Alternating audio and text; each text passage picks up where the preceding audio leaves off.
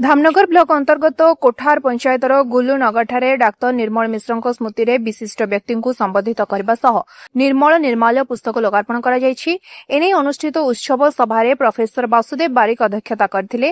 विशिष्ट शिक्षाविद डॉ रामचंद्र पंडा, राज्य विज्ञान एकाडेमी सदस्य इंजीनियर अभय सुतार, बादल सिकादार, डाक्तर हरिकृष्ण नायक, डॉ अबनी प्रधान मुख्य अतिथि भाव में जोगदे निर्मल निर्माल्य पत्रिकार लोकार्पण करने सह निर्मल चंद्र मिश्र व्यक्तित्व उपरे आलोकपात करथिले। प्रारंभ में डॉ अनिल दास वेदपाठ करथिले एवं अध्यापिका देवस्मिता मिश्र स्वागत वक्तव्य अतिथि परिचय प्रदान करथिले।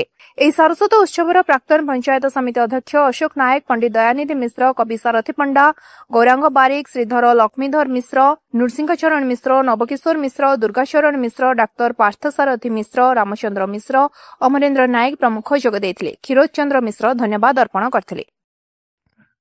बहुमुखी प्रतिभा मध्य सबुठारू रोगी सेवा रोगी मूल व्रत भाव ग्रहण करते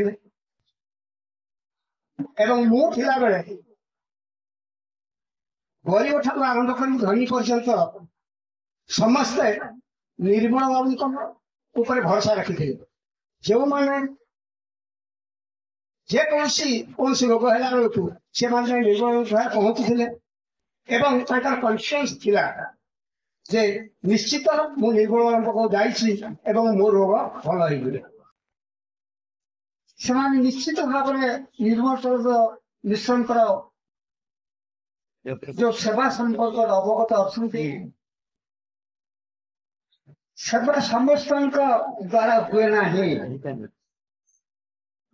किसी लोक सामाजिक अवस्थार परिवर्तन हो पाए।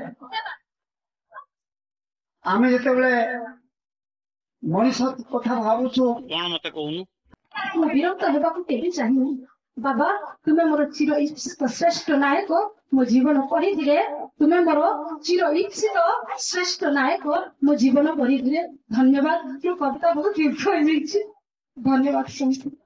धामनगरु प्रदीप महापात्र रिपोर्ट स्वतंत्र ओडिशा लाइव।